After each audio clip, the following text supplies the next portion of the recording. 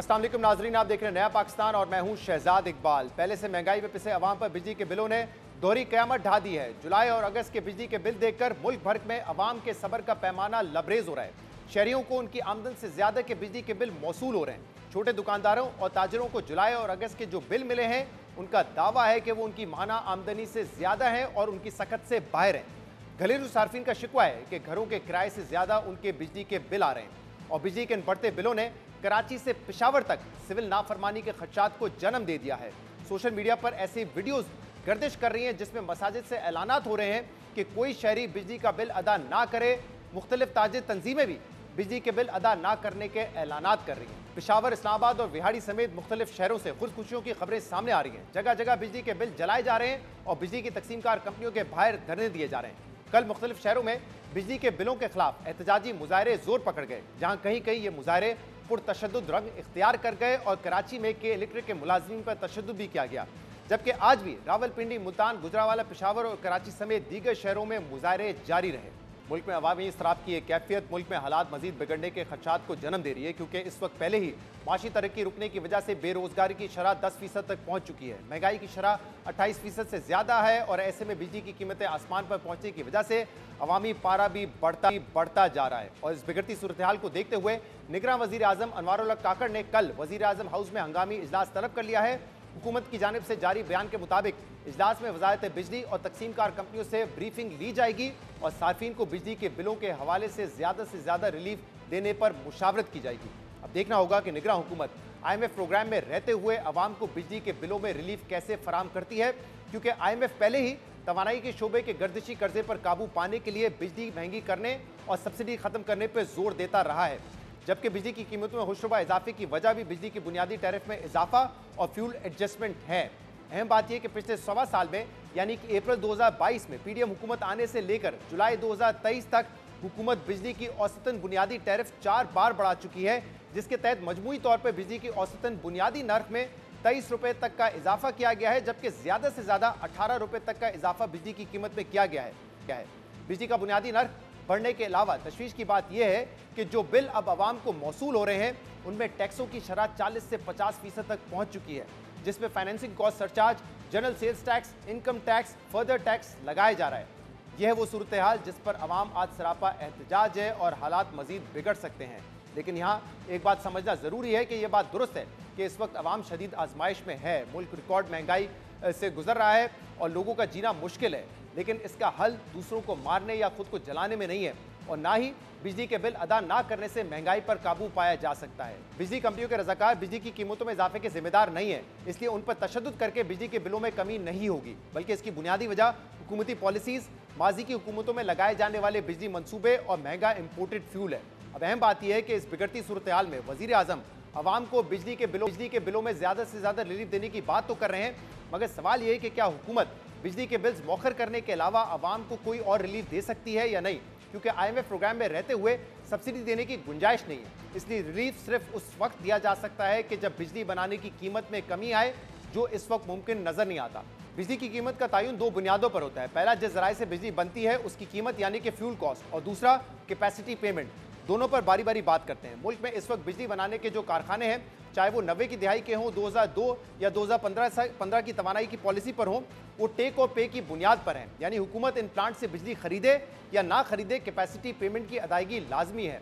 और ये वो बुनियादी मसला है जिसकी वजह से तवानाई का सेक्टर मुल्की खजाने और आवाम के लिए भारी बोझ बन गया है। अब अहम बात यह है कि नून लीग के दौर में इन शराइत पर जो बिजली के मनसूबे लगे, उससे बिजली की पैदावार में इजाफा हुआ और लोड शेडिंग में वाज़ेह कमी भी हुई, मगर इन शराइत की वजह से कैपेसिटी पेमेंट में तेज़ी से इजाफा हुआ है, जिसकी बुनियादी वजह रुपए की कदर में कमी, फ्यूल कॉस्ट में इजाफा और शरह सूद में इजाफा है। इस वक्त अगर टैक्सों के बगैर औसतन यूनिट जो है बिजली का वो 30 रुपये का है, तो उसमें तकरीबन 60% यानी कि 18 रुपये कैपेसिटी चार्जेस की मद में सार्फिन को अदा करने पड़ते हैं, जिसका मतलब यह है कि बिजली की अदायगी से बिजली तकसीम करने वाले कंपनियां पूरे साल 3,300 अरब रुपए जो मौसूल करेंगे, उसमें कैपेसिटी चार्जेस का हिस्सा 2010 अरब रुपए का है, यानी कि 3,300 अरब रुपए टोटल वसूल किए जाएंगे, उसमें 2,000 अरब रुपए जो है वो कैपेसिटी चार्जेस के मद में लिए जाएंगे।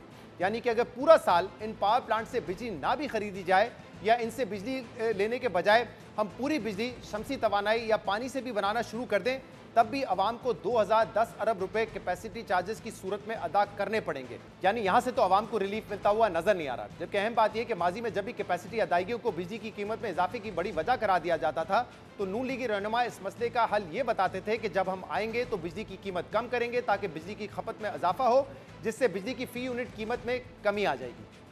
क्या इस वक्त 4.5 रुपये बिजली और बढ़ानी चाहिए? हम समझते हैं बिजली के रेट तो कम होने चाहिए। हम नून को आने दें, हम रेट कम करेंगे, हम कंजम्पशन बढ़ाएंगे, हम इंशाल्लाह 35,000 मेगावाट आवर्स लेके जाएंगे। आप देखिएगा सीजनल इफेक्ट कम करेंगे और हम आपको सर्कुलर डेट भी खत्म करके दिखाएंगे और रेट कम करके दिखाएंगे। हम आएंगे तो बिजली सस्ती करेंगे, इन्फ्लेशन कम करेंगे।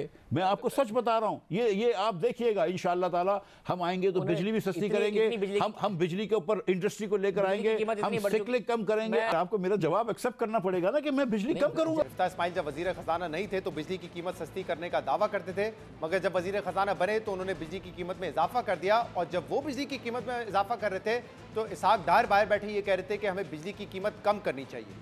यानी दावे बिजली की कीमत कम करने के थे, लेकिन पीडीएम हुकूमत ने एक साल में औसतन बुनियादी टैरिफ में 13 रुपए का इजाफा करके सारे मुश्किल फैसले अवाम की झोली में डाल दिए। कैपेसिटी चार्जेस के अलावा बिजली की कीमत में दूसरा फैक्टर फ्यूल कॉस्ट का है, यानी तेल, गैस और कोयले की आलमी कीमतों में जैसे जैसे इजाफा होगा वैसे वैसे बिजली की कीमतों में भी इजाफा करना पड़ेगा। अब यहाँ अहम मामला यह है कि नून लीग के दौर में बिजली के जो मंसूबे लगाए गए वो एलएनजी या कोयले पे चलते हैं जो हम इंपोर्ट करते हैं, जिससे ना सिर्फ इंपोर्ट बिल में इजाफा होता है बल्कि रुपए की कदर में कमी की वजह से महंगी एलएनजी और कोयला खरीदना पड़ता है, जिससे बिजली की पैदावारी कीमत में इजाफा होता है। अहम बात यह है कि नून लीग 2018 तक और उसके बाद लगाए जाने वाले बिजली मंसूबों का क्रेडिट तो लेती है, लेकिन 2022 में हुकूमत संभालते ही साबिक वजीर आजम शहबाज शरीफ ने ऐलान किया कि अब हुकूमत इंपोर्टेड फ्यूल के बजाय सिर्फ मकामी तवानाई के जरिए से चलने वाले प्लांट्स लगाएगी। जबकि हुकूमत जाते जाते शहबाज शरीफ ने इंपोर्टेड फ्यूल पर चलने वाले प्लांट्स को माफिया की साजिश करार दे दिया। पन बिजली के जो मंसूबे लगे वो एक बड़ा शानदार कारनामा था। हम फिर चले गए इंपोर्टेड तेल की बुनियाद पर बिजली बनाने।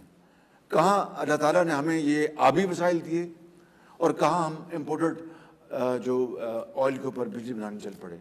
ये क्या था? वेस्टेड इंटरेस्ट, कार्टल्स, ठीक है, जिन्होंने बेड़ा कर दिया। और आज यही वजह है कि बिजली की कीमत पर यूनिट 50 रुपए से ऊपर चली गई। शमसी तवानाई से और विंड प्रोजेक्ट जो हैं, जो पन बिजली के मंसूबे जो हैं, ये हैं जिससे कि पाकिस्तान की तरक्की और खुशहाली आगे बढ़ेगी और अरबों डॉलर की जो हम इंपोर्ट्स करते हैं क्रूड ऑयल की, पेट्रोलियम प्रोडक्ट्स की, उसमें बचत होगी। ईंधन हमें इंपोर्ट करना पड़ रहा है। जो 3 किस्म के ईंधन हैं, तेल है, कोयला है और गैस है, तीनों की कीमतों में 3 से 400% इजाफा हुआ है। हम अपनी मिट्टी के वसाइल से बिजली पैदा करेंगे, हम बाहर से इंपोर्ट नहीं करेंगे।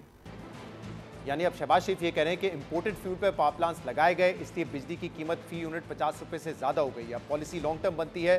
2018 तक नून लीग की हुकूमत रही, उसमें पावर प्लांट्स लगे, उसके बाद भी लगे और वो इंपोर्टेड फ्यूल पे थे। लेकिन 2022 में आते साथ ही वो ये कह रहे हैं कि इंपोर्टेड फ्यूल पे क्योंकि हमने प्लांट्स लगाए इसलिए महंगाई में इजाफा हुआ, बिजली की कीमत में इजाफा हुआ। हम एक ब्रेक लेंगे, उसके बाद हम मजीद बात करेंगे।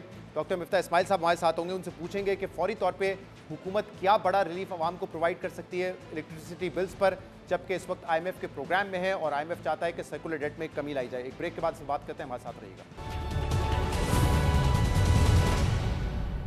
Welcome back. अवाम बिजली की कीमतों में इजाफे से परेशान है। निगरान वज़ीर आज़म कहते हैं कि अवाम को रिलीफ देने की कोशिश करेंगे। क्या रिलीफ मिल सकता है, इस पर हम बात करेंगे, जिसके लिए हमें ज्वाइन किया पाकिस्तान के साबिक वज़ीर ख़जाना डॉक्टर मिफ्ताह इस्माइल ने।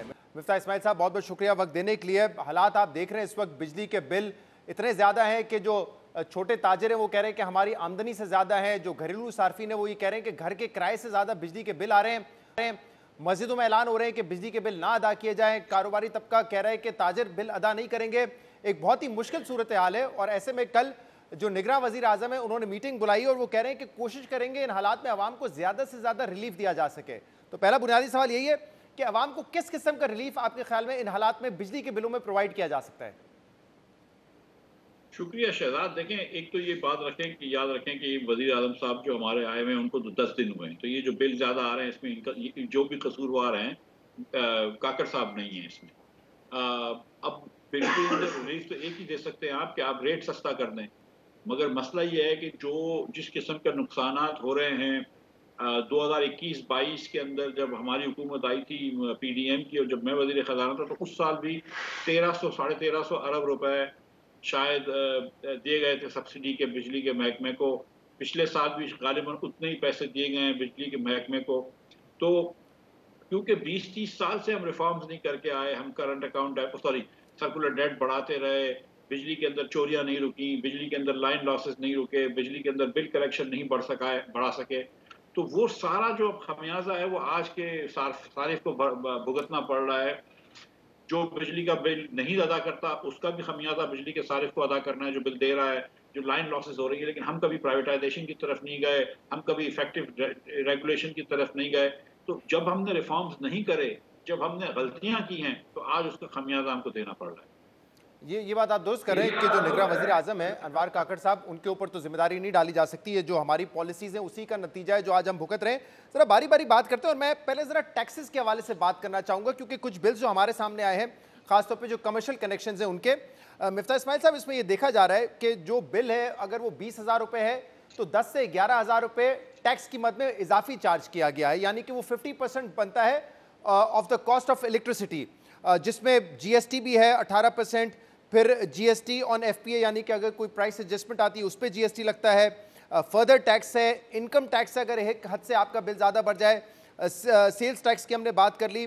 दूसरे से तो कमर्शियली इस वक्त तो वायबल ही नहीं है किसी के लिए इतना बिल पे करना, और उसके बाद 50% टैक्स उस पर अदा करना है। और इसी तरह जो घरेलू सार्फिन है उनका भी जो टैक्स है तकरीबन वो 40% के आसपास बनता है, 35 से 40% का। तो क्या इसमें कोई कमी की जा सकती है? क्योंकि बड़ी मर्तबा हम बहस करते रहे कि रियल एस्टेट पे उस तरह के टैक्सेस नहीं है, एग्रीकल्चर पे नहीं है, तो सार्फिन से आपने बिजली का बिल भी ज्यादा लेना है और टैक्सेस भी आपने 40 से 50% लगाए हुए हैं। देखिए, बिल्कुल करने को आप कर सकते हैं, आप सारे टैक्स खत्म कर सकते हैं, या कम से कम लेट्स से कि सेल्स टैक्स खत्म कर दें आप। मगर फिर आपकी एक सेल्स टैक्स के आपने एक हदफ दिया हुआ है, आपने एक टारगेट दिया हुआ है कि हम इस साल में इतना सेल्स टैक्स जमा करेंगे। अगर यहाँ से आप खत्म कर लेंगे तो फिर कहाँ से जमा करेंगे? अगर आप प्रॉपर्टी के ऊपर टैक्स लगाने से गुरेज करते हैं, आप एग्रीकल्चर इनकम के ऊपर टैक्स लगाने से गुरेज करते हैं, आप हमारे सर्विस सेक्टर के ऊपर टैक्स लगाने से गुरेज करते हैं, तो फिर आप गरीबों से ही टैक्स ले सकते हैं, जो हम कर रहे हैं। तो या तो फिर आप ये कि बैठ के सोचें कि आपको किस तरह मुल्क में टैक्स लेना है, आपको किस तरह अमीर लोगों से भी टैक्स लेना है, सिर्फ गरीब लोगों के ऊपर टैक्स नहीं डालना है। ऑब्वियसली ये तो इस वक्त नहीं किया जा सकता कि जो सेल्स टैक्स है वो आप बिल्कुल जीरो कर दें, आपने जीएसटी का टारगेट अचीव करना है, लेकिन extra tax, further tax, retail tax, income tax, surcharges, इनमें कोई कमी तो की जा सकती है, वरना तो फिर ऑब्वियसली एज वी स्पीक 50% तो आप टैक्सेस में चार्ज कर रहे हैं। देखिए, इसमें कुछ सरचार्जेस शायद इसलिए भी होते हैं कि आपको हाइडल प्रॉफिट्स देने होते हैं, नीलम जेलम के कुछ पैसे देने होते थे, तो उसके चार्जेस लगे होते थे, क्योंकि हमने बहुत सारे कमिटमेंट्स करे हुए हैं जो देने के लिए हमारे पास पैसे नहीं होते, तो फिर हम 10-10, 15-15 पैसे करके बिलों में डाल देते हैं, क्योंकि कंज्यूमर जो है वो सारे बेचारा चुप होता है, उसके ऊपर आप बोझ डाल देते हैं। लेकिन अभी ऐसा हुआ है कि पाकिस्तान में बिजली का बिल भी इंतहा से बढ़ चुका है, बिल्कुल बढ़ चुका है। जब हमारे ज़माने में, जब मैं वज़ीर था और बजराज था, तो शहबाज साहब ने मुझे फ़ोन किया कि 200 यूनिट वालों को तो कम से कम आप बिजली का बिल ना बढ़ाएं। तो फिर हमने IMF से बात करी और IMF मान गया। अब भी मेरे ख्याल से हुकूमत कर सकती है कि कम से कम 200-300 यूनिट के सारिफ जो हैं उनके ऊपर कुछ टैक्स आप कम कर सकते हैं, उनके ऊपर फर्दर टैक्स वगैरह कम कर सकते हैं, या उनके इनकम टैक्स कम से कम घरेलू सारिफ के ऊपर कम कर सकते हैं। ये बिल्कुल तजावीज़ जो है आई थिंक ये हो सकती हैं। और फिलहाल क्योंकि केयर टेकर सेटअप का मैंडेट लिमिटेड है और फौरी रिलीफ की बात कर रहे हैं प्राइम मिनिस्टर काकड़ साहब, तो क्या यही मुमकिन है कि सिर्फ जो फ्यूल एडजस्टमेंट लग कर आई है उनको विंटर तक डिले कर दें, क्योंकि सर्दियों में वैसे ही बिजली के बिल कम आते हैं तो फ्यूल एडजस्टमेंट वहाँ शिफ्ट करते हैं? फिलहाल आपको इसी किस्म का कोई इकदाम नजर आ रहा है, या इसके अलावा भी कोई रिलीफ आपको लगता है 1-2 दिन में आवाम को दिए जा सकते हैं? देखें, जब ये हमारे ज़माने में हुआ था तो मैंने IMF से पूरी 1-2 रातों तक मैं कतर में था, मैंने बात की और 200 यूनिट तक ले ली कि उनके ऊपर हम कोई भी मज़ीद रेट नहीं बढ़ाएंगे, इंक्लूडिंग फ्यूल एडजस्टमेंट चार्जेस। लेकिन जो आपने बात की थी, जो टैक्स कम करने की, जो ये दीगर छोटे-छोटे टैक्स होते हैं, फर्दर टैक्स, इनकम टैक्स, इनको आप कम से कम 200 यूनिट वालों तक के हटा सकते हैं। लेकिन वो भी आपको IMF से पूछना पड़ेगा और पहले IMF को कॉन्फिडेंस में लेना पड़ेगा। ये पहले करके फिर IMF को ना बताएं, प्लीज IMF को कॉन्फिडेंस में ले लें, वो आपकी बात सुन लेंगे अगर आप उनसे अच्छी तरह बात करें, उनको तड़िया ना दें तो, और फिर उसके बाद जो है ये आप कर लें। अब जरा उस पर बात कर लेते हैं, क्योंकि जो बिजली की इस वक्त पर यूनिट कॉस्ट है उसको दो तरीके से आप डिवाइड कर सकते हैं। दो फैक्टर्स हैं उसमें, एक कैपेसिटी चार्जेस हैं और दूसरा इसके अलावा जो फ्यूल इनपुट कॉस्ट होती है। तो इस वक्त अगर एवरेज यूनिट 30 रुपए का है, विदाउट टैक्सेस में बात कर रहा हूं, और ये एवरेज यूनिट प्राइस है, इससे बड़े ज्यादा आप यूनिट इस्तेमाल करते हैं तो ये प्राइस 50 रुपए तक भी जा रही है। लेकिन अगर 30 रुपए एवरेज प्राइस है तो इसमें जो इस वक्त कैपेसिटी चार्जेस हैं वो 18 रुपए पर यूनिट हैं। और अभी कुछ देर पहले ब्रीफिंग जो हुई है पावर मिनिस्ट्री की जानिब से और इंफॉर्मेशन मिनिस्ट्री की जानिब से, उन्होंने बताया कि 3,300 अरब रुपए इस साल डिस्कोज ने इकट्ठा करने हैं, जिसमें से 2,000 अरब रुपए कैपेसिटी चार्जेस हैं। अब पहले कैपेसिटी चार्जेस के हवाले से बात कर ली जाए। बिजली ये उनसे आप लें या ना लें, ये चार्जेस आपको देने पड़ेंगे। और ये वो मामला है जिस पे पाकिस्तान तहरीक इंसाफ कहती थी कि इतने सारे पावर प्लांट जो लगाए हैं, चाहे वो 94 की पॉलिसी पे हो, 2002 की हो या आपकी 2015 की पॉलिसी पे हो, वो सारा बोझ इकट्ठा जब होगा तो इतना ज्यादा कैपेसिटी चार्जेस होगा कि बिल बढ़ेंगे, कॉस्ट ऑफ इलेक्ट्रिसिटी बढ़ेगी। वो तो नजर आ रहा है बिल्कुल। देखिए शहजाद, इसमें 2-3 मसाइल हैं। अगर एक तो ये कि एक तो इस तेजी से इसलिए बढ़ता जा रहा है, तो 3300 अरब रुपए की आपने बात करी कि आपका रुपया भी बड़ा तेजी से डिवैल्यू हुआ है। तो जो आप 10 बिलियन डॉलर देने थे और जो आप 1800 अरब में दे सकते थे, अब 10 बिलियन डॉलर देने हैं तो आपको 330 अरब रुपए देने पड़ रहे हैं। तो एक तो ये रुपया भी डिवैल्यू हो गया, तो इसकी भी एक वजह है। दूसरी वजह यह है कि पाकिस्तान के अंदर एक बड़ा सीजनैलिटी होती है, क्योंकि पाकिस्तान के अंदर गर्मियों में आपको 25-30 हज़ार मेगावाट से ज़्यादा चाहिए होता है और सर्दियों में सिर्फ 10,000 मेगावाट चाहिए होता है। तो सर्दियों के अंदर जो है ये मशीन बंद रहते हैं और सर्दियों में जब लेकिन एक आदमी अगर आपके कहने पे मशीन लगाएगा तो चाहे आप बंद रखवाएं या चलवाएं, आप वो आपसे पैसे तो लेगा, उसका किराया तो लेगा। तो ये एक पाकिस्तान जितने गरीब मुल्क में, या तो आप ये बात कर लें कि यार जीरो लोड शेडिंग नहीं होनी चाहिए, 1-2 घंटे की लोड शेडिंग सर्दियों में करनी चाहिए और आपको इतना नहीं लगाना चाहिए। लेकिन अगर आप जीरो लोड शेडिंग पे जा रहे हैं तो आपको गर्मियों की कैपेसिटी मीट करनी होगी, लिहाजा सर्दियों में बहुत सारा प्लांट आपका आइडल कैपेसिटी पे होगा। उसका एक हल ये है कि आप ज्यादा से ज्यादा इंडस्ट्री जिसमें सिक्लिसिटी कम होती है, ज्यादा से ज्यादा इंडस्ट्री को आप जो है वो बिजली पर लेकर आए और गैस ना दें। अब हम पूरे पाकिस्तान में गैस का पाइप भी दे रहे हैं, बिजली का पाइप भी दे रहे हैं, इनएफिशिएंसी बढ़ा रहे हैं। तो ये बहस भी हो सकती है कि जब 2018 तक जो लगे या उसके बाद भी लगे जो मुआहदे आप करके गए थे, क्या उसमें ये किया जा सकता था कि इनिशियल कुछ प्लांट्स जो हैं वो टेक और पे पे होते हैं, बाद में पॉलिसी चेंज करते और टेक एंड पे पे करते, ताकि इतनी बड़ी कॉस्ट हमें ना अदा करनी पड़ती। दूसरा ये कि जैसे आप कह रहे हैं कि जो इंडस्ट्री है उसको पावर पे शिफ्ट किया जाता, ये भी फिर फैसला साथ साथ लेना चाहिए था। आधे फैसले ले लिए, आधे नहीं लिए गए। अब तो ये मामला है कि कल को आप एक मुआवजा हो जाए और सारी बिजली आप सोलर पे पैदा करें या हाइडल पे पैदा करें, तब भी ये 2,000 अरब रुपए आपको कैपेसिटी पेमेंट में अदा करने पड़ेंगे। शहजाद देखिए, एक तो ये आप याद रखें कि अगर सिंगल बायर है, जो पाकिस्तान का मॉडल है कि एक हुकूमत पाकिस्तान खरीदती है, तो कोई भी आदमी प्लांट नहीं लगाएगा। अगर आप इस पे छोड़ देंगे जब हमारी मर्जी होगी हम लेंगे, जब नहीं होगी तो नहीं लेंगे। जब आप नहीं लेंगे तो उसका तो प्लांट बंद पड़ा होगा, तो वो क्यों लगाएगा कोई प्लांट? तो गारंटी तो लेगा। ये पाकिस्तान में नहीं, दुनिया भर में ये मॉडल है जहाँ पे सिंगल बायर है कि भाई आप गारंटी देंगे तो हम प्लांट लगाएंगे, वरना अगर 8 महीने नहीं लेंगे तो हम क्या करेंगे? तो फिर इसका तरीका तो ये था ना कि हम प्राइवेटाइज भी करते डिस्कोस को, लेकिन वो प्लान भी पिछले सालों से पड़ा हुआ है, उस पर सिर्फ बात होती है, कोई पेशरफ नहीं हुई। तो मेरे भाई, अगर आप हुकूमत में आके ये चीजें नहीं करते तो फिर क्या फायदा है? फिर अगर सारी पॉलिसियां एक जैसी होती हैं कि थोड़ा देर तक रुक जाओ, कुछ अर्से बात कर लेंगे, कुछ इंतजार कर लो, कुछ ये कभी इलेक्शन आ जाते हैं, कभी इलेक्शन के बाद नई हुकूमत आती है, कभी बीच की हुकूमत आती है, तो फिर काम ही नहीं होता। पाकिस्तान की हुक्मरानी तो मैं वैसे ही बहुत अरसे से गुजारिश कर चुका हूँ कि कंप्लीट नाकिस है, यहाँ पे हम कुछ नहीं कर सकते। ये सर्कुलर डेट का मसला आज का मसला तो नहीं है, ये मुशर्रफ साहब के ज़माने में था, पीपल्स पार्टी के ज़माने में था, मुस्लिम लीग के ज़माने में था, PTI के ज़माने में था और अब भी है। और ये हर साल जो है बदस्तूर बढ़ता रहा है, कोई हुकूमत इसको टैकल नहीं कर सकी है। टैरिफ बढ़ाना रिफॉर्म नहीं होता, निष्कारी करना रिफॉर्म है, बेहतरी लाना रिफॉर्म है, वो हम नहीं कर पा रहे। हम हर चीज़ को आगे की तरफ भेज रहे हैं, फुटबॉल को आगे की तरफ भेज रहे हैं। अच्छा हुआ आपने ये नुक्ता उठाया, क्योंकि अक्सर ये हुकूमत की तरफ से कहा जाता है और फिर मीडिया भी शायद इसमें एक हिस्सा बन जाता है कि मुश्किल फैसले करने कीमत बढ़ा दें। देखिए, ये मुश्किल फैसले नहीं होते क्या हुकूमत के लिए कि आप कीमत बढ़ा दें, क्योंकि वो मुश्किलात अवाम फेस करती है, हुकूमत या फिर रूलिंग एलीट नहीं फेस कर रही होती। मुश्किल फैसले वाकई ये हैं कि आप निजकारी करने जाएं। मुश्किल फैसले ये हैं कि जो वापडा के मुलाजमीन या दूसरी रूलिंग एलीट है जो कि मुफ्त की बिजली ले रही है, उनसे आप बिजली लें और वो भी बिल की अदायगी करें, तब पता चलता है कि मुश्किलात क्या हैं। तो हम सिर्फ कीमत बढ़ाने को, अवाम पे बोझ डालने को मुश्किल फैसले कह देते हैं। मुश्किल फैसले ये होते हैं कि आप जब हुकूमत में आए तो 80 वजारतें ना रखें, आपकी काबीना में एडवाइजर SAPM 80 की तादाद में नहीं होने चाहिए।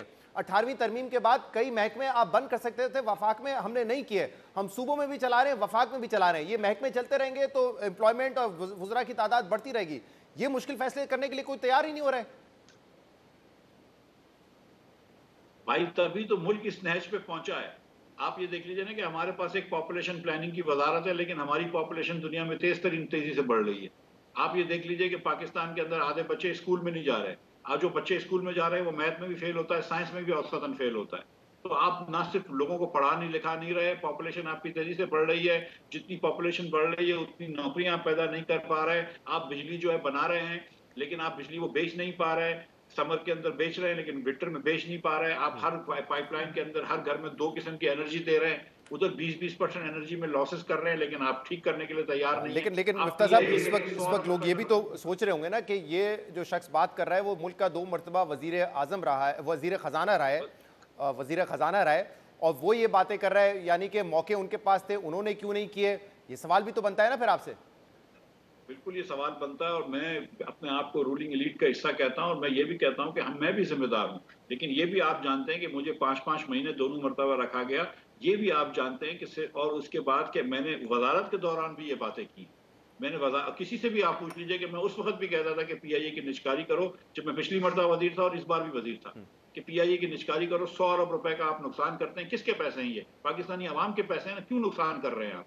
100 अरब रुपए के अंदर आप कितनी अगहन यूनिवर्सिटीज बना सकते हैं पाकिस्तान भर में, कितनी लब्ज यूनिवर्सिटीज बना सकते हैं आप बच्चों को जाहिल छोड़ रहे हैं और 100 अरब रुपए आप पीआईए पे नुकसान कर रहे हैं और उस पर आप बात करते हैं। दुरुस्त आप बात जाके है। इधर इस वक्त पाकिस्तान के अंदर जिस किस्म की महंगाई है, गरीब तो मर गया है। और मिफ्ता साहब, अब ये जो बिजली की कीमत की हम बात करें तो कैपेसिटी चार्जेस, इसके अलावा फ्यूल कॉस्ट है। फ्यूल कॉस्ट के हवाले से शहबाज शरीफ साहब ने जाते जाते, जब उनकी हुकूमत पूरी हो रही थी, उन्होंने एक बात कही, वो भी सुन लीजिए। उससे पहले जब वो आए थे तब भी उन्होंने क्या कहा था फ्यूल कॉस्ट के हवाले से, ये सुने, इसके बाद सवाल करूंगा मैं आपसे। बिजली के जो मंसूबे लगे वो एक बड़ा शानदार कारनामा था। हम फिर चले गए इम्पोर्टेड तेल की बुनियाद पर बिजली बनाने। कहाँ अल्लाह ताला ने हमें ये आबी वसाइल दिए और कहाँ हम इम्पोर्टेड जो ऑयल के ऊपर बिजली बनाने चल पड़े। ये क्या था? वेस्टेड इंटरेस्ट, कार्टल्स, ठीक है, जिन्होंने बेड़ा कर दिया। और आज यही वजह है कि बिजली की कीमत पर यूनिट 50 रुपए से ऊपर चली गई। अब यहाँ पे ये बता रहे हैं बिजली की कीमत 50 रुपए से क्यों ज़्यादा चली गई, क्योंकि पहले आबी वसाइल से आप बिजली बना रहे थे, फिर आपने ये इम्पोर्टेड तेल पे बिजली बनाना शुरू कर दी। लेकिन 2015 की जो पॉलिसी थी उसमें भी एलएनजी पे, कोल पे ही बिजली बनाई गई है, ये भी इम्पोर्टेड फ्यूल है। और वजीर आजम जब और सवाल ये है कि 2018 में ये आपने मंसूबे लगाए, उसके बाद भी ये तो जब आप पॉलिसी बनाते हैं लॉन्ग टर्म बनाते हैं। आप लोगों ने पॉलिसी बनाई 2 साल के बाद आप कह रहे हैं गलती हो गई, इंपोर्टेड फ्यूल पे नहीं बनाना चाहिए था, आबी वसाइल पे बनाना चाहिए था, अब हम 10,000 मेगावाट सोलर पे लगाएंगे। ये किस किस्म की पॉलिसीज है? क्या कोई थॉट नहीं थी इसके पीछे कि इंपोर्टेड बिल तो आपका बढ़ेगा, लेकिन जब भी मुल्क में डीवैल्यूएशन होगी या इन फ्यूल की प्राइसेस बढ़ेंगी तो हमें इजाफी पैसे देना पड़ेंगे। देखिए सच्ची बात है कि हिस्ट्री पाकिस्तान की है कि holistic long term thought, strategic thought नहीं होती। क्योंकि जब बेनजीर भुट्टो साहबा के ज़माने में 1994 के अंदर जब बिजली लगी तो फर्नेस ऑयल पे लगा दी। फिर उस वक्त फर्नेस ऑयल सस्ता था, बाद में फर्नेस ऑयल महंगा हो गया, लेकिन उस वक्त एलएनजी अवेलेबल नहीं होती थी। उसके बाद जब मुस्लिम लीग के 2013 से 18 के दौर में लगी तो एलएनजी पे लगी, लेकिन फिर उसके बाद एलएनजी ली ही नहीं गई जितनी चाहिए थी, और फिर महंगी हो गई बड़ी एलएनजी। तो फिर उसके बाद अगर पीटीआई के ज़माने में फर्नेस ऑयल पे बिजली बनती रही, वो फिर और महंगा पड़ता, डीजल पे बनती रही। पीपल्स पार्टी के 8 से 13 के दरमियान डीजल पे बिजली बनाते रहे, जो जर्मनी और सऊदी अरब अफोर्ड नहीं कर सकते। और मैं आपसे एक गुजारिश और भी कर दूं कि ये जो आबी वसाइल की आप बात कर रहे हैं, आबी बिजली बनाने जाएंगे, वो इस वक्त एलएनजी और कोल सब बिजली से महंगी होगी, क्योंकि आबी वसाइल को डैम बनाते बनाते आपका इतना खर्चा हो जाता है कि आपका जो इंटरेस्ट कॉस्ट होता है वो बहुत ज्यादा होता है। तो ये लोगों का एक मुगालता है कि आबी वसाइल से बिजली सस्ती होगी। हाँ, इस वक्त अगर कोई सस्ती बिजली है तो वो पंखे की बिजली से विंड पावर या सोलर है, खास तौर पर सोलर, लेकिन उसकी रिलायबिलिटी नहीं है। विंड की बिल्कुल रिलायबिलिटी नहीं है। सोलर भी आपका मतलब बहुत कम परसेंटेज इफिशिएंसी परसेंटेज है और दिन में ही होती है। तो ये जो आप बात कर रहे हैं कि हाँ हमारे यहाँ कोई well thought long term policies नहीं बनती, लेकिन शहबाज शरीफ साहब जो कह रहे थे कि वेस्टेड इंटरेस्ट और से, तो आप लोगों ने भी अगर इंपोर्टेड फ्यूल पे ये सारे पावर प्लांट्स लगाए हैं तो क्या वेस्टेड इंटरेस्ट का प्रेशर था, कार्टल्स का प्रेशर था, जिसकी वजह से ये करने पे आप लोग मजबूर हुए थे? नहीं, बिल्कुल नहीं। मैं इससे बिल्कुल ये नहीं कहता हूँ कि कोई वेस्टेड इंटरेस्ट था। शहबाज शरीफ साहब के इस वाले दौर में तो वो बड़ी कोशिश करते रहे हैं कि सोलर पे चले जाएं, और जो है वो क्योंकि जो वेरिएबल कॉस्ट थी, जो बिजली की कॉस्ट थी वो बहुत बढ़ गई थी, पेट्रोल की और डीजल वगैरह की कॉस्ट बहुत बढ़ गई थी, लेकिन ये कॉस्टें ऊपर जाती रहती हैं, नीचे जाती रहती हैं। ये जब 13-18 के दरमियान में जब बिजली लगी थी, तो उस वक़्त जो बिजली लगी थी उसके कुछ अरसे बाद एक नया सोलर का रेवोल्यूशन आया और बिजली दुनिया भर में सस्ती हो गई है। जब आपकी पीडीएम हुकूमत आई थी उससे कुछ अरसे पहले आपने भी शाहजेब खानजादा साहब के प्रोग्राम में, हमारे प्रोग्राम में ये बात की कि देखिए बड़ा आसान है बिजली की कीमत कम करना, आप पैदावार बढ़ा दें, कंजम्पशन बढ़ा दें, कॉस्ट पर यूनिट कम हो जाएगा। ये हुआ नहीं। इससे पहले नवाज शरीफ साहब, शहबाज शरीफ साहब, इमरान खान साहब सब ये बातें कर चुके हैं, बिजली की कीमत हम सस्ती करेंगे, हम जो फ्यूल मिक्स है उसको सस्ता करेंगे। ये हुआ नहीं है। जब भी आईएमएफ के पास जाते हैं, आईएमएफ के पास नहीं जाते, और जब भी आपका सर्कुलेट डेट बढ़ता है, एक ही तरीका होता है हुकूमतों के पास, अवाम पर मजीद बोझ डालें, बिजली का बेस टैरिफ बढ़ा दें। जबकि दूसरी तरफ ना हमने बिजली चोरी रोकने में ज़्यादा मेहनत की है, ना लाइन लॉसेस कम करने में हमने मेहनत की है। हम सिर्फ एक ही तरीके से सर्कुलर डेट पे काबू पाने की कोशिश करते हैं कि अवाम पे मजीद बोझ डाल दें। अब रियलिस्टिकली मुझे बताइएगा, क्योंकि इस वक्त आप किसी सियासी पोजीशन पे तो बैठे हुए नहीं है, कि क्या वाकई आने वाले 1-2 साल में भी कोई रिलीफ अवाम को मिल सकता है, या जो बिजली बनाने की कॉस्ट है वो ज़्यादा रहेगी और अवाम से ये पैसे हमें पूरे वसूल करने पड़ेंगे, सब्सिडी हम नहीं दे सकेंगे, टैक्स भी वसूल करेंगे, यही सूरत हाल, यही स्टेटस को रहेगा अगले 1-2 साल में भी? देखिए शहजाद, अब भी मैं ये गुजारिश करता हूँ आपसे कि अगर आप जितने यूनिट्स बना रहे हैं, इससे अगर डबल यूनिट बनाना शुरू कर दें तो कॉस्ट पर फिक्स्ड कॉस्ट पर यूनिट कम हो जाएगी। इसमें तो कोई बहस नहीं है ना। इसलिए मेरी गुजारिश है मैथमेटिकल कि फॉर्मूला है, अगर इसको अप्लाई किया जा जी सके तो। जी जी जी जी जी मैं गुजारिश ये करना चाह रहा हूँ। देखें, 13 से 18 के दरमियान पाकिस्तान ने बिजली डबल प्रोड्यूस करना शुरू कर दी। 12,000 12,500 मेगावाट कर सकते थे, 25,000 मेगावाट करने लगे। लेकिन क्या 13 से 18 के दरमियान हमारी इंडस्ट्रियल प्रोडक्शन डबल हुई? नहीं। क्या 13 से 18 के दरमियान हमारी एक्सपोर्ट बड़ी डबल हुई? नहीं। तो जब आप एक्सपोर्ट नहीं कर रहे हैं और उसके सामने आप डॉलर नहीं कमा रहे, तो आपके पास फ्यूल के पैसे नहीं है, फिर आपका करेंसी डिवैल्यू होती है, फिर आपकी फिक्स कॉस्ट बढ़ जाती है। जो अगले आप 2 साल की बात कर रहे हैं, तो देखिए गुजारिश ये है कि अगर हम फिर इंतजार ही करते रहेंगे कि कुछ बेहतरी आ जाए, कुछ हो जाए, तो वो नहीं होगा। हमको आज से शुरू कर देना चाहिए। एक होलिस्टिक पॉलिसी के तहत प्राइवेटाइजेशन जल्दी प्राइवेटाइज करें। तमाम डिस्ट्रीब्यूशन कंपनीज जल्दी से आप प्राइवेटाइज करें, जेनकोज, और उसके अंदर आप होलसेल कंपटीशन लेके आएंगे। आप देखेंगे कि जो 18-19% टीएनडी लॉसेस होता है वो कम की तरफ होना शुरू हो जाएगा। जो 10-12% आप बिल कलेक्ट नहीं करते वो बढ़ने की शुरू हो जाएगा। और इसके अलावा जो है वो 2 चीज़ों के अलावा मुझे नजर नहीं आ रहा। और जो 94 के कॉन्ट्रैक्ट्स एक्सपायर हो गए उनको खत्म करें, जो 2002 के कॉन्ट्रैक्ट्स खत्म हो रहे हैं उनको खत्म करें, ताकि आप फिर सस्ती बिजली बना सकें। बहुत बहुत शुक्रिया। साबिक वजीर खजाना डॉक्टर मिफ्ता इस्माइल साहब मौजूद थे। प्रोग्राम में एक ब्रेक शामिल करेंगे, इसके बाद मजीद बात करेंगे, हमारे साथ रहिएगा।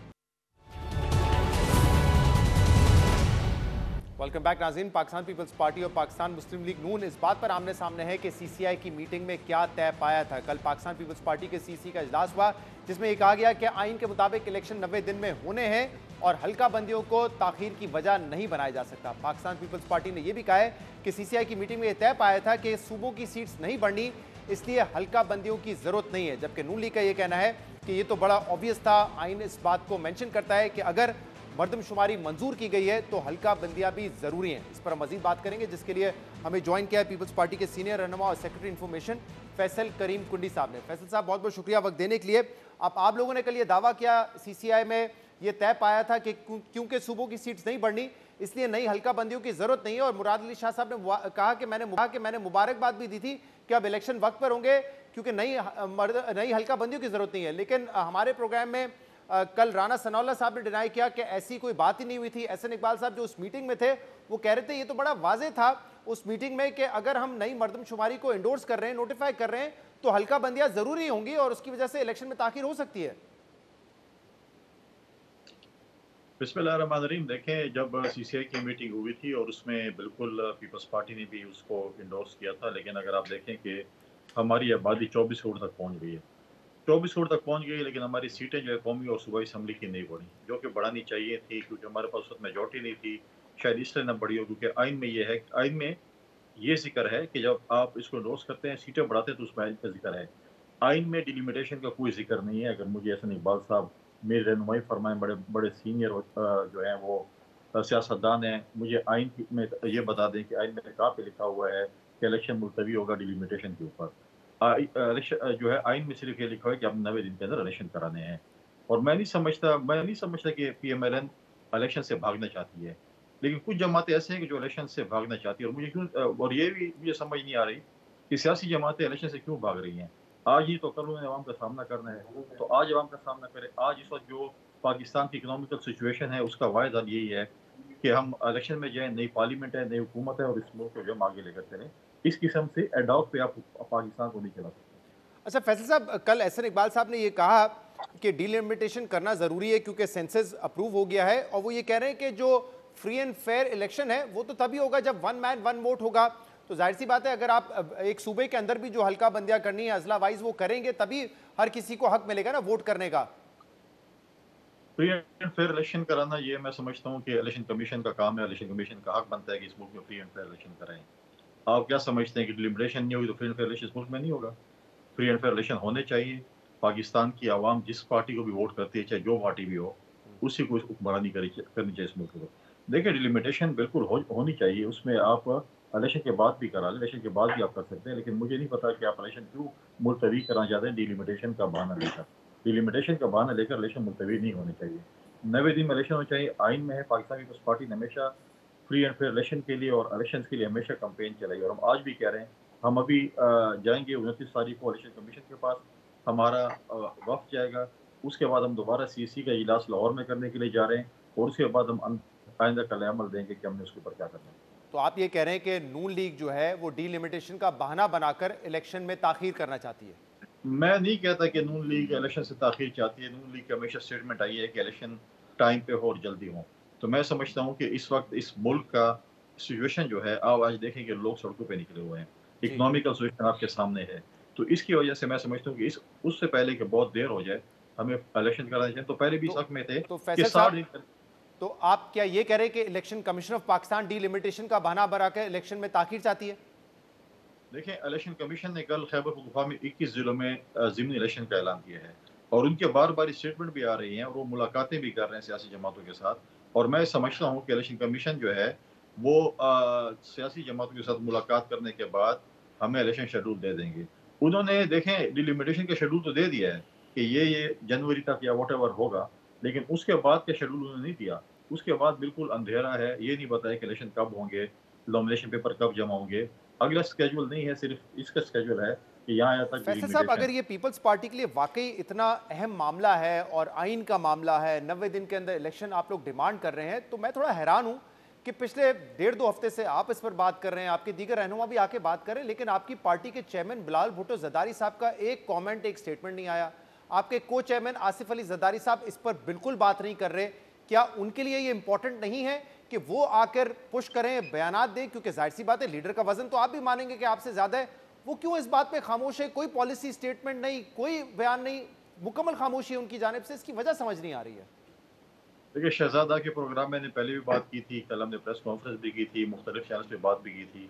अगर सारी बातें बिलावल भुट्टो जरदारी साहब ने और आसिफ अली जरदारी साहब ने करनी है तो फिर हमारी क्या जरूरत है, तर्जुमानों की क्या जरूरत है? फैसल साहब, ये सारी बातें तो नहीं है ना, आइन और कानून का मामला है, इससे छोटे छोटे इश्यूज पे आपके स्टेटमेंट आते रहते हैं। ये तो एक इतना बड़ा मामला आप कह रहे हैं कि इलेक्शन कमीशन ऑफ पाकिस्तान और नून लीग आइन की खिलाफवर्जी करने जा रहे हैं। इस मामले पे भी आप समझते हैं कि इतनी अहमियत नहीं है कि लीडर आके बात करें? नहीं, अहमियत है। हम लीडरशिप के कहने पे कल CC की मीटिंग शुरू थी और हमने प्रेस कॉन्फ्रेंस भी की है, पहले भी हमने लीडरशिप कहने पे की है। आपका चैनल है, आपको उन्होंने रखा हुआ है कि आप यहाँ पर शोज करें।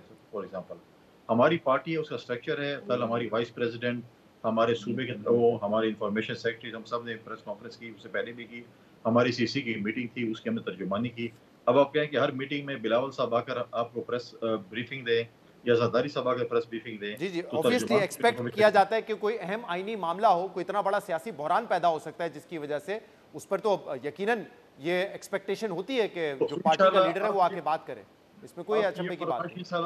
इंशाल्लाह आप ये फरमाइश हम बहुत जल्द दूर कर देंगे। ये भी आ जाएगा। अब मुझे ये बताएं कि अब आपकी डिमांड क्या है, कि डिलिमिटेशन ना करवाई जाए या डिलिमिटेशन को 30 दिन, जो 90 दिन का टाइम फ्रेम है, उसी में मुकम्मल कर लिया जाए? क्या डिमांड करेंगे ECP से आप? देखें दोनों चीजें जो इलेक्शन कमीशन को जिस पे जो है आसानी, हम कहते हैं जो 90 डेज का जो प्रोसेस है उसके अंदर इलेक्शन होने चाहिए, और उसी के दौरान अगर वो डिलिमिटेशन भी कर सकते कर लें, और इलेक्शन के बाद वो डिलिमिटेशन कर लें, हमें इस पे कोई एतराज नहीं है। लेकिन हम चाहते हैं कि इलेक्शन 90 दिन के अंदर होना चाहिए। अच्छा, नून लीग वैसे ये कह रही है कि हमने कल कहा इलेक्शन कमीशन को कि डिलिमिटेशन का मामला आप जल्दी कर लें, 14 दिसंबर तक ना खींचें, इसको जल्दी कर लें। लेकिन लगता है उनकी कॉल और फेल में तजाद है, क्योंकि उन्होंने खुद ही कह दिया कि अक्टूबर 15 में के आसपास तो नवाज शरीफ आएंगे। इसका मतलब वो इंटरेस्टेड ही नहीं है कि नवंबर में टाइमली इलेक्शन हो।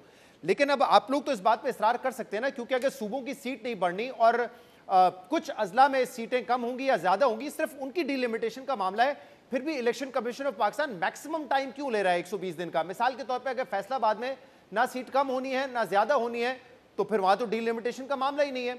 तो जिन अजला को टच करना है उसके लिए इतना टाइम तो नहीं लगना चाहिए जितना इलेक्शन कमीशन ने दिया। इस बात पे इसरार करेंगे या नहीं करेंगे? देखिए, अगर नून लीग चाहती है कि 90 दिन में इलेक्शन हो, बहुत अच्छी बात है। मियां नवाज शरीफ के वापसी का फैसला PMLN का अंदरूनी मसला है, वो उसको अक्टूबर में लाना चाहते हैं, वो सितंबर में लाना चाहते हैं, वो दिसंबर में लाना चाहते हैं, या पहले ले आते जब उनकी हुकूमत थी। उनका पार्टी का अंदरूनी मसला है कि मियां नवाज शरीफ साहब कब आते हैं कब नहीं आते। इससे पीपल्स पार्टी या बाकी जमातों को वो नहीं है ना, इलेक्शन से इसका ताल्लुक है। लेकिन हम चाहते हैं कि जितनी भी जमहूरी जमातें हैं उनको चाहिए कि हमने पहले भी कोशिश की कि इलेक्शन 60 दिन के अंदर हो, लेकिन PDM की जमातें और हमारी इत्तेहादी जमातों की ख्वाहिश थी कि 90 दिन में हो। हमने 90 दिन तो उनके साथ माना। हम चाहते हैं कि तमाम जमहूरी जमातें जो आइन में बिलीव करती हैं वो 90 दिन के इलेक्शन का डिमांड करें और 90 दिन में इस मुल्क में इलेक्शन हो। और फिर जिसको भी मैं समझता हूँ कि पाकिस्तान की आवाम मैंडेट देती है उसका हक बनता है कि उस मुल्क पर। और ये फैसला आपने कर लिया है कि इलेक्शन कमीशन अगर बज़िद है कि नहीं, जो हमने शेड्यूल दिया है उसी के मुताबिक चलेंगे, यानी कि इलेक्शन फरवरी के आसपास होंगे, तो फिर क्या करेंगे आप लोग? सुप्रीम कोर्ट जाएंगे, जैसे कि कुछ लीगल ऑर्गेनाइजेशंस गई हैं और इसके अलावा पाकिस्तान तहरीक इंसाफ भी गई है, ये करेंगे आप? क्या करेंगे? देखिए, जब 29 तारीख को जब हमारा डेलीगेशन जो है वो इलेक्शन कमीशन से मुलाकात करेगा, उसके बाद वो सारी चीज़ें हम अपनी CC में रखेंगे और CC ये फैसला करेगी कि हमने आइंदा का अमल क्या है। हमारे हम अदालत जाते हैं, हम आवाम के पास जाते हैं, हम जो करते हैं वो पार्टी की CC ने फैसला। अच्छा, और फैसल साहब, आपने भी बात की कि इस वक्त मुख्तलिफ मुल्क के शहरों में प्रोटेस्ट हो रहे हैं, बिजली की बिल को लेकर, खासतौर पर महंगाई को लेकर बड़े एहतजाज हो रहे हैं। हमने इस पर बात की, प्रोग्राम में काफ़ी तफसीलन बात की, लेकिन आपका मैं इस पर पॉइंट ऑफ व्यू जानना चाह रहा हूँ कि अगर ये केयर टेकर सेटअप 90 दिन के बजाय 150 दिन या फिर 120 दिन रहता है या 6 महीने रहता है, तो फिर क्या आपको लगता है कि ये केयर टेकर हुकूमत जो कि इलेक्टेड नहीं है, ये इन मुजाहरों का, प्रोटेस्ट का, बिजली की कीमत बढ़ने का, महंगाई का बोझ उठा सकेगी इतना लंबा अरसा? मैं नहीं समझता कि जो केयर टेकर गवर्नमेंट है वो ये चीज़ हैंडल कर सकेगी। और ये बड़ी अलार्मिंग सिचुएशन है कि आवाम रोडों पे निकली है, महंगाई है। पाकिस्तान पीपल्स पार्टी ने हमेशा जो है, जब भी हमारी हुकूमत आई है, हमने आवाम को रिलीफ दिया, चाहे वो जॉब्स के सिलसिले में हो, चाहे वो तनख्वाहों के सिलसिले में हो, चाहे वो पेंशन के सिलसिले में। हमने हमेशा आवाम दोस्त जो है नहीं बजट भी फैसल दिया। साहब, ये पिछले हफ्ते जो हुकूमत खत्म हुई है फैसल साहब, ये आप ही की हुकूमत थी जिसने बिजली के बिल बढ़ाए। पिछले 1 साल में आपने 13 रुपए से लेकर 18 रुपए तक बेस टैरिफ बढ़ाया, टैक्सेस अलग लगाए। ये आप ही की हुकूमत थी जिसको आप कह रहे हैं कि अवाम दोस्त फैसले करते हैं। ये बेचारे काकड़ साहब का तो कसूर नहीं है ना इसमें? देखें, हम मानते हैं कि हम इत्तेहादी जमाते थे, हम उसमें हम उसको जो है ओन करते हैं। लेकिन जब 2008 से 13 तक पीपल्स पार्टी हुकूमत थी, जो फैसले हमारे पास थे, जब हमारा वज़ीर आज़म था, तो जब आपका वज़ीर आज़म होता है तो आपको फैसले करने में बड़ी आसानी होती है। हमने तनख्वाहें भी बढ़ाई, पेंशन भी बढ़ाई। तो आप कह रहे हैं कि अगर बिलावल साहब शहबाज शरीफ की जगह वज़ीर आज़म होते तो मुख्तलिफ फैसले करते, जो शहबाज शरीफ साहब ने किए वो नहीं करते आप? देखिए, वो हमारी इत्तेहादी जमात होती तो हम फैसले करते। डेफिनेटली अगर बिलावल साहब वज़ीर आज़म होते तो उनके फैसले और होते और अवाम दोस्त फैसले भी होते। यानी कि बिलावल साहब के फैसले दुरुस्त होते तो शहबाज शरीफ साहब के फैसले गलत हुए हैं? नहीं, ये आपका बयान ही हो सकता है। मैं नहीं कहता शहबाज शरीफ के फैसले गलत हो सकते हैं या शहबाज शरीफ के क्या फैसले थे, लेकिन जब अगर बिलावल साहब वज़ीर आज़म होते तो इस वक्त जो है वो शायद मैं समझता हूँ कि हम अपने ऊपर जो है वो तंगी करके और जो है अवाम को रिलीफ देते। और हमेशा जब भी उस पार्टी की हुकूमत आई है अवाम को रिलीफ मिला है। हम जब 2008 में आए थे, हमें कौन सा पाकिस्तान मिला था? बारूदों से भरा हुआ पाकिस्तान मिला था, तो कुछ तम्बाकू वाला पाकिस्तान मिला था। बहुत बहुत उसके बावजूद शराब भी आया था, हमने क्या कुछ नहीं किया। बहुत बहुत शुक्रिया। फैसल करीम कुंड साथ मौजूद थे। आज के प्रोग्राम में इतना ही। प्रोग्राम से इजाज़त दीजिए। अल्लाह हाफ़िज़।